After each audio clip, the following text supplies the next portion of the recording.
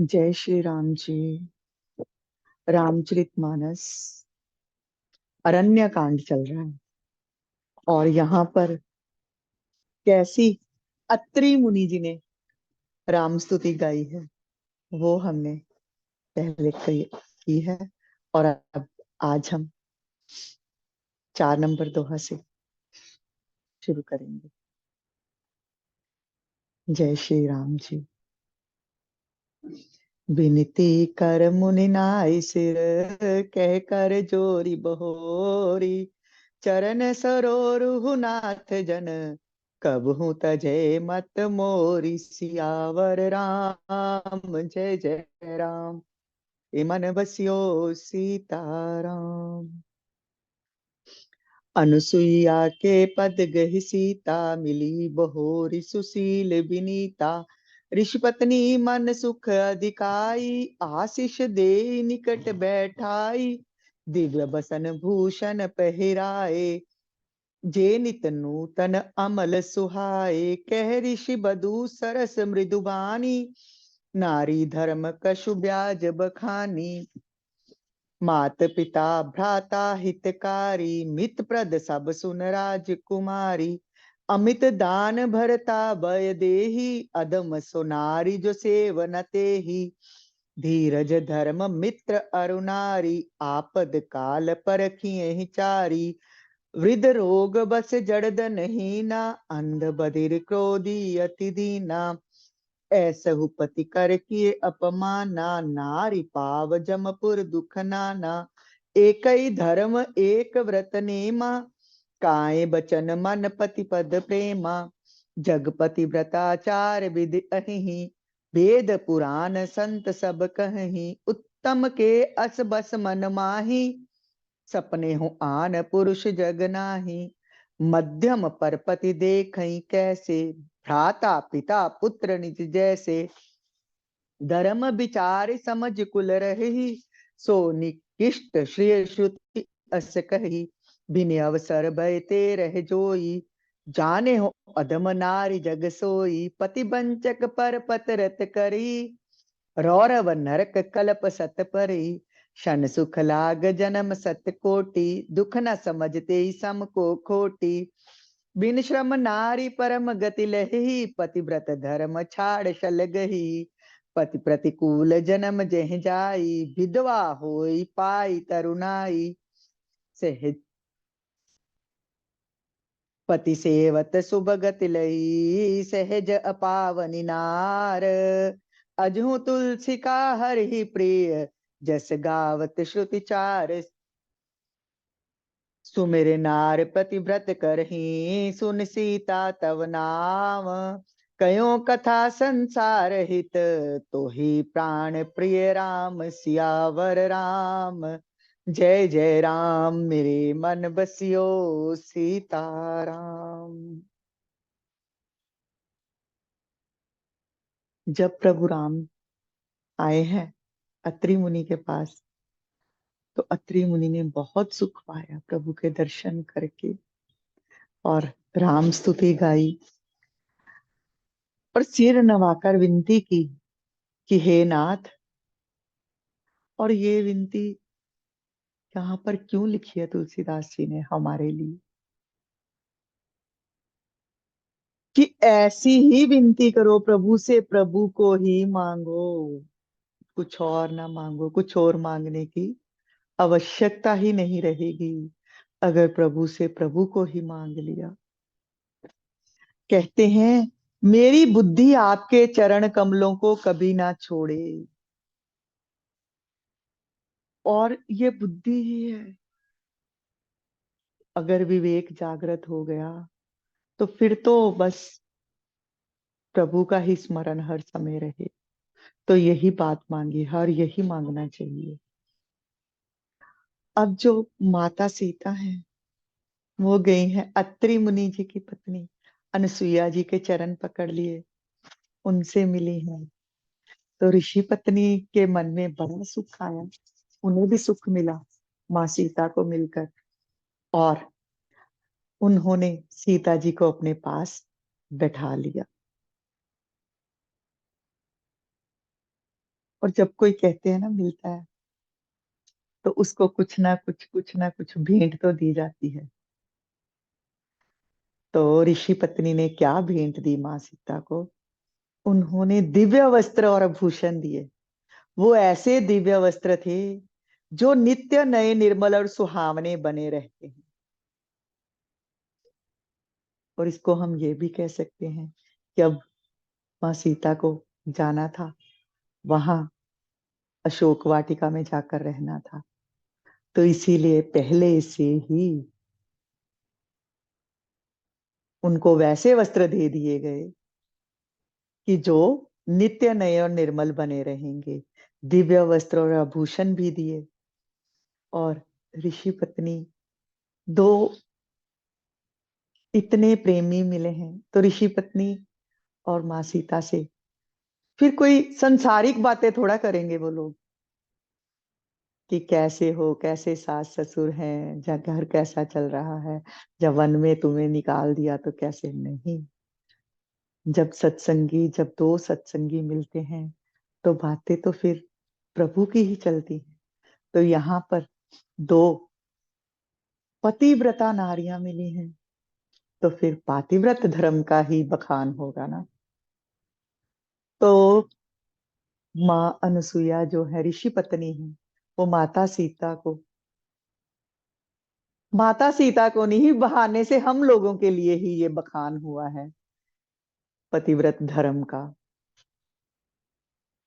वो कहती हैं कि हे राजकुमारी, क्या क्या उन्होंने जो बताया है वो सुनते हैं, बड़े ध्यान से सुनेंगे हम लोग। वो राजकुमारी को कहती हैं, सीता माता को, कि माता पिता भाई सभी हित करने वाले हैं, परंतु ये किसी सीमा तक ही सुख देने वाले हैं। और पति तो मोक्ष रूप असीम सुख देने वाला है। और इसको हम अगर दूसरी भाषा में समझे, तो कहते हैं ना कि सब जो जगत है वो सब स्त्रियां हैं, और एक ही परमपिता परमात्मा ही सबका पति। तो वैसा भी हम जान सकते हैं इसको।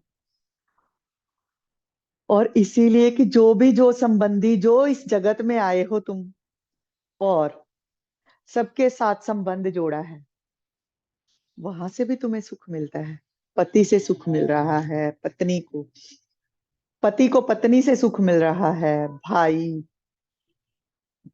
भाभियां बहनें सबके सब हित करने वाले हैं। और कहते हैं ना, माता पिता जैसा प्रेम तो किसी से भी कोई नहीं कर सकता।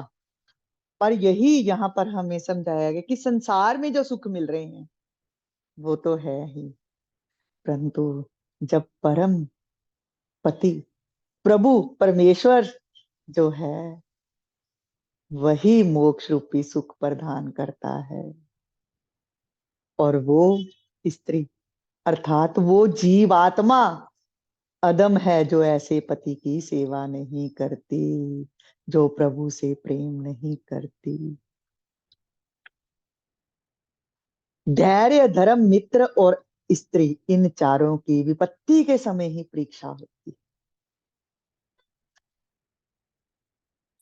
जब विपत्ति आती है, कोई कष्ट आता है, तो उस समय ही पता चलता है कि ये व्यक्ति, एक तो है कोई व्यक्ति बहुत धैर्यवान है, किसी को कुछ नहीं बोल रहा, बड़े उसको मिलते हैं, बहुत प्रेम से मिलता है या कुछ भी, पर असली स्वभाव का कब पता चलता है? जब कोई कष्ट आन पड़ता है, जब विपत्ति आन पड़ती है, तो तब धैर्य छूट जाता है। तो इसीलिए कहते हैं कि किसी का धैर्य जहाँ धर्म, और देखो गुरु तेग बहादुर जी ने तो धर्म के लिए अपना शीश कुर्बान कर दिया था, जब औरंगजेब ने बुलाया और कहा कि अगर तुम अपना धर्म त्याग दो, नहीं तो तुम्हारा शीश काट दिया। और नहीं माने वो। और धर्म का पता भी विपत्ति के समय ही चलता है, कि कौन व्यक्ति जो है अपने धर्म पर अटल्य रहता है, अटल। धर्म का ये अर्थ नहीं है कि हिंदू धर्म, सिख धर्म या ईसाई धर्म या कुछ। धर्म का अर्थ सत्यनिष्ठ, सत्यता पर कौन अटल रहता है। मित्र भी, ऐसे तो बहुत से मित्र होते हैं जो आए हैं साथ में। जब घूमने फिरने की बात है, कहीं जाने की बात है, तो मित्रता बहुत। और पता तो तभी चलता है जब कोई विपत्ति आई है, तो उस समय कोई सच्चा मित्र ही आकर साथ देता है। मैं तेरे साथ खड़ा हूँ, पैसा चाहिए, कुछ भी चाहिए, बोल। तो मैंने एक बड़ी अच्छी सी कहानी कहीं पढ़ी थी कि एक ना लड़का था, मैं सुनाई देती हूँ अभी यहाँ पे, वो मित्रता के बारे में। कि एक लड़का था, छोटा बच्चा, तो वो बस ऐसे ही हर समय जब भी जाना, मेरे मेरे फ्रेंड जैसे आजकल करते हैं हम लोग। तो गांव में थे, रहते थे। तो उस ना व्यक्ति को बड़ा, उसने अपने बेटे को बड़ा समझाया, उस आदमी ने, कि दोस्ती ठीक है पर अपनी पढ़ाई पे ध्यान दे, कुछ कर। नहीं, मेरे दोस्त बड़े अच्छे हैं, मेरे दोस्त बड़े अच्छे हैं। वो कहता ठीक है। चलो फिर एक दिन ना अनुराती कहता कि चलो आज परीक्षा लेते हैं तेरे दोस्तों की। कहता चलो, चलते हैं। और दोस्त को कुछ ऐसा कहते हैं, अपने दोस्त से कुछ बोल कि मेरे को काम करना है, तो मैं नहीं स्कूल जा पाऊंगा, या कुछ भी है तो मेरा ऐसे ऐसे कर देना। वो उसका दोस्त कहता है नहीं, मैं नहीं ऐसा कर सकता। उसका बाप कहता है अच्छा, देख लिया। कुछ और किसी से पैसे मांगने की बात भी करते हैं, तो उसके दोस्त जो हैं, कोई छिप जाता है। बहुत सारे फ्रेंड्स होते हैं, किसी के घर में जाते हैं, बहाने से उसको भेजता है उसका बाप की जा तो बोल कि मेरे पिताजी ने मुझे घर से निकाल दिया, पैसे चाहिए, फीस जमा करनी है, कुछ भी करना है। ऐसा जाके सब दोस्तों से मांग, कोई देता है देखो, कोई नहीं उसको पैसे देता। वो आ जाता है घर पे, कहता है नहीं। उसका पिता कहता है चल, अब तो मैं तेरे को बताता हूँ असली दोस्त कैसा होता है। उसको लेके ना, रात के समय, रात का समय है, तो चलता है, उसको लेकर जाता है अपने मित्र के घर, क्योंकि वो हमेशा यही कहता है आपका भी तो मित्र है, आप अपने मित्र का गुणगान करते हो, और मेरे इतने सारे दोस्त है, इसीलिए आप कहते हो कि दोस्त मत बना, मेरे तो बहुत सारे दोस्त हैं। तो लेके जाता है उसको, और दरवाजा ना खड़क, रात को उसकी दरवाजे पे खटखटाहट करता है, और अंदर से आवाज आती कौन। तो आगे से आवाज देता है मैं, मित्र मैं आया हूं।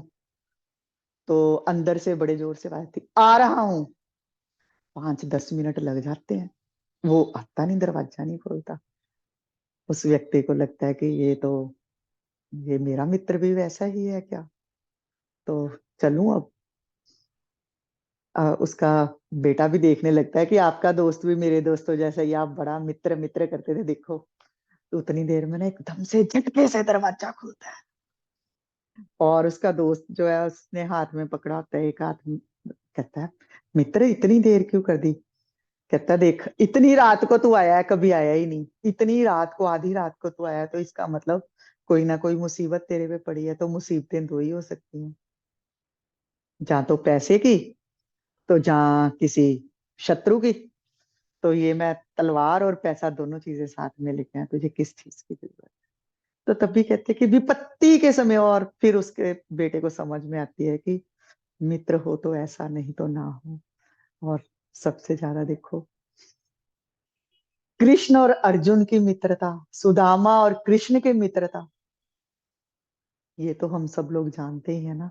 तो मित्र हो तो कर्ण के जैसा मित्र, जो दुर्योधन को पता भी चल गया कि कुंती मेरी माँ है तो नहीं छोड़ा। मित्र हो तो सुदामा कृष्ण जैसी मित्रता हो, और सखा हो तो अर्जुन और कृष्ण के जैसा। और धैर्य की भी ऐसी ही कहानियां हैं कि किसी, कोई संत जा रहे थे, बुद्ध की शायद ये है कहानी, कि जा रहे थे तो कोई बस उनको कहता कि मैंने आज इनको गुस्सा दिला के ही रहना है। कितनी देर तक बखंड कर लेगा, वो गालियां देता ही क्या, देता ही क्या, देता ही क्या, देता ही क्या। बुद्ध ने आगे से कुछ भी नहीं कहा, और बोल बोल कर हाँफ गया वो और खुद ही थक गया। तो बाद में अगले दिन आया पश्चाताप के आंसू लेकर कि मैंने ऐसे किया। कहते अच्छा किया तूने मेरे धैर्य की परीक्षा तो ली, और मेरी खुद की परीक्षा मैंने भी ली कि मैं कब तक स्वीकार कर सकता हूँ, कब तक सुन सकता हूँ। और दूसरी बात, जब तू दे रहा था तो मैं वो ले ही नहीं रहा था। ऐसी है धैर्य और मित्र और धर्म की।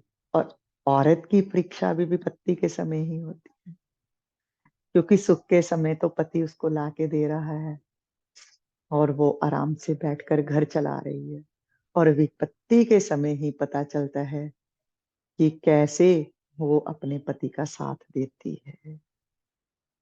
ये बातें समझा रही हैं हमें, हम लोग को, कि कैसा भी समय आ रहा है प्रभु का स्मरण करते ही रहो, प्रभु का साथ चाहिए ही।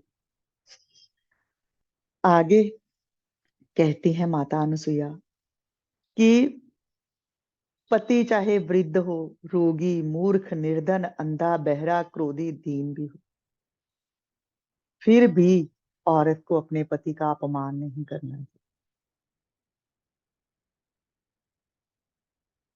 जो भी औरत अपने पति का अपमान करती है ना, तो वह यमपुर में भांति भांति के दुख पाती है। क्योंकि जब पति परमेश्वर को ही बिसरा दिया, तो फिर तो यमपुरी के दर्शन होंगे ही होंगे। वैसे भी जब हम दूसरी संसारिक दृष्टिकोण से भी देखें, तो जब शादियां होती हैं, मंत्र पढ़े जाते, तो उसमें एक वचन आता है ना कि पति जो है वो अपने पुण्य का भाग देगा औरत को, और जो पत्नी के पाप का आधा भाग भी पति को जाएगा। तो इसीलिए ये व्यवस्थाएं बनी हुई थी। क्यों बनी थी? क्योंकि औरत जो है घर के काम, जब चूल्हा जलाती है या कुछ भी, तब भी कई जीवों की हत्या होती है, तो वो भी पाप होता है। झाड़ू साफ कर, पोछा कर रही है, तो उससे उसमें भी पाप होता है कुछ ना कुछ। तो उन सब कष्टों के लिए ये बातें बनाई गई थी। और पति का कर्तव्य एक ही होता था कि बाहर से कमा के लाना है, और पत्नी ने घर की व्यवस्था संभालनी है। तो तब ये बातें थी कि पति का अपमान अगर औरत ही करेगी, तो दूसरा उसका मान क्या करेगा। और पति पत्नी दोनों को ही एक दूसरे का अपमान करने से भी बचना चाहिए। और यहाँ पर बताया है माता अनुसुईया ने माता सीता के साथ बैठकर हम सबके लिए, कि पति का अपमान नहीं करना चाहिए। शरीर, वचन और मन से पति के चरणों में प्रेम करना स्त्री के लिए बस एक ही धर्म है, एक ही व्रत है और एक ही नियम है। पतिव्रता स्त्रियों की बहुत सारी कथाएं हमने सुनी हैं। देखो, ऋषि पत्नी की परीक्षा के लिए ब्रह्मा, विष्णु, महेश आ गए, तीनों के तीनों, और आए हैं और क्या मांगी भिक्षा, कि हम तो भिक्षा तभी ग्रहण करेंगे अगर आप नग्न होकर हमें भिक्षा दो। और इतना तप है उस पतिव्रता ऋषि पत्नी का। देख लिया अपने उस धर्म के कारण ही कि ये तो धर्म संकट हो गया, कि इनको लौटा भी नहीं सकती, और देखा है आंखें बंद करके, अच्छा ये त्रिदेव आए हैं मेरी परीक्षा लेने के लिए। और ऐसे जल का छींटा दिया, वो छोटे बच्चों के रूप में आ गए, और उनको लेकर तीनों को अंदर गई हैं, और दूध पिलाया है, और पालना में छोड़ दिया है। ये है पतिव्रत धर्म। जो मन से पति के चरणों में प्रेम करती है, तो उस औरत से ऊपर तो कुछ है ही नहीं। और यही यहाँ पर माता अनुसुईया सीता जी को बता रही हैं। फिर आगे क्या बताया है कि पतिव्रता स्त्रियां कितने प्रकार की हैं। उत्तम श्रेणी की पतिव्रता स्त्री वही है जिस जिसके मन में एक ही भाव, बस अपना पति, दूसरे किसी पुरुष का स्वप्न में भी भाव ही नहीं है। बस उसको अपने पति के अलावा कुछ भी नहीं दिखता। और इसको अगर हम दूसरी दृष्टि से देखें तो उत्तम भक्त कौन है, उत्तम जीवात्मा कौन है, जिसे बस हर समय हर एक परमेश्वर ही दिख रहा है, परमेश्वर के अलावा उसे कुछ भी नहीं दिखा, और वही सबसे ऊपर है।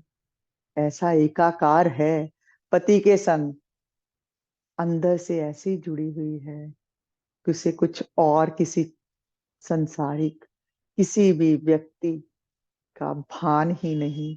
वो है उत्तम पतिव्रता। और मध्यम श्रेणी की पतिव्रता दूसरे नंबर पे कौन है? जो किसी पराये पुरुष को कैसे देखती है, जैसे सगा भाई, पिता, पुत्र, पति।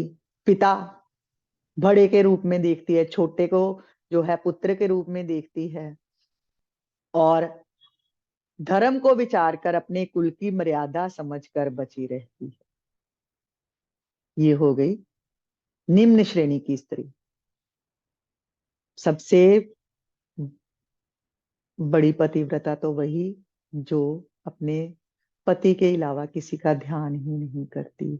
दूसरे नंबर पे वो जो पराये पुरुष को पिता जहाँ पुत्र के रूप में, जहाँ भाई के रूप में देखती है। और तीसरे नंबर की वो स्त्री जो सिर्फ अपने कुल की मर्यादा और धर्म को विचार कर बस अपने पति के संग रहती है। और जो स्त्री मौका ना मिलने के भय से पतिव्रता बनी रहती है, उसे अधम स्त्री जानना। पति को धोखा देने वाली जो स्त्री पराये पति से रति करती है, वह तो 100 कल्प तक रौरव नरक में पड़ी रहती है।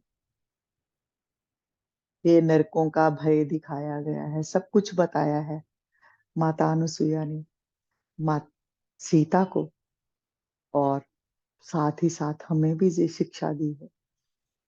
क्षण भर के सुख के लिए जो असंख्य जन्मों के दुखों को नहीं समझती, उनके समान दुष्टा कौन होगी। और जो स्त्री छल छोड़कर पातिव्रत धर्म को ग्रहण करती है, वह बिना ही परिश्रम परम गति को प्राप्त करती है।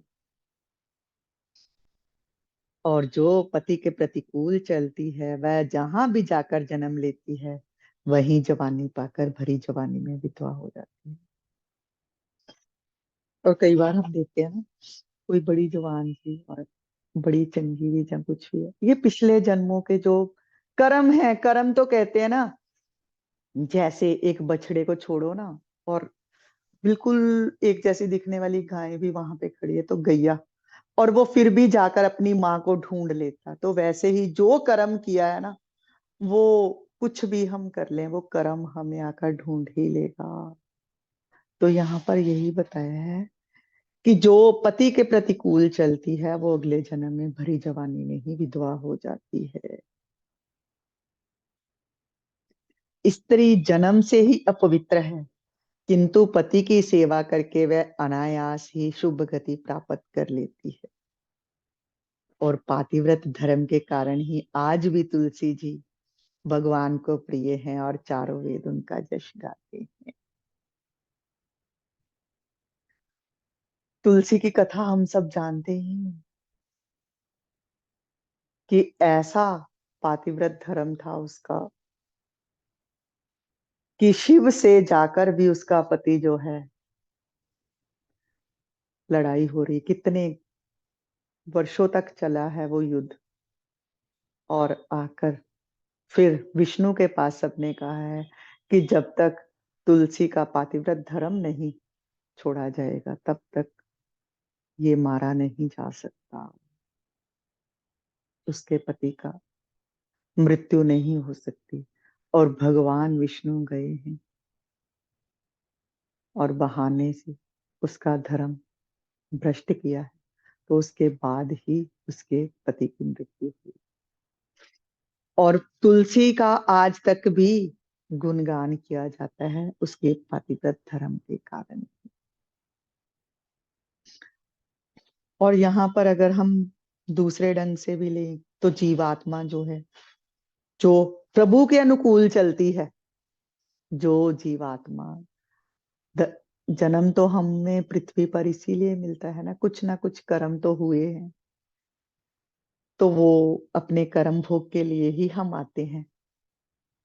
और यहाँ आकर भी जब हम प्रभु से प्रेम करते ही रहते हैं वैसे का वैसे, तो जल्दी ही हम अपने उन कर्मों का भोग कर आगे फल का जब त्याग करते हैं, तो वापस अपने उसी प्रियतम में विलीन हो जाते हैं। और जब हम उसको त्याग कर निकृष्ट दूसरी चीजों में फंस जाते हैं, ये मेरा पति है, ये मेरा पुत्र है, ये मेरा पिता है, इन वस्तुओं में फंस जाते हैं अलग अलग। यही सारी इस जो कथा का असली सार तो यही है कि एक ही पति परमात्मा है तेरा, उसका ही ध्यान करता रहेगा हे जीव यहाँ पर आकर भी। तो फिर इस 84 लाख के योनियों में इस यमपुरी के दर्शन नहीं करने पड़ेंगे। और अगर यहाँ पर आकर इस संसार में फंस गया, ये मेरा है, ये मेरा पति है, ये मेरा पुत्र है, तो फिर तो इस ऐसा इन योनियों में भ्रमण करता रहेगा, ये चक्कर चलता ही जाएगा। मुझे तो ऐसा ही लगा, आगे प्रभु जाने क्या बताना चाह रहे हैं। और अब सीता को तो कहती है माता अनुसुईया कि ये मैं तुम्हें सुना रही हूं, तो ये मत सोचना कि तुम्हें सुनाने के लिए ये सब बातें बता रही हूं, नहीं। क्योंकि तुम्हारा तो नाम ही ले लेकर स्त्रियां जो है पतिव्रत धर्म का पालन करेंगी। ये जो कथा है वो तो मैंने संसार के हित के लिए कही है, क्योंकि तुम्हें तो श्री राम जी प्राणों के समान प्रिय हैं, ये बात। और यहीं तक आज हम, आगे हम कल चलेंगे और अपने पति परमेश्वर प्रभु का ध्यान करते हुए कथा को आज की यहीं विराम देंगे।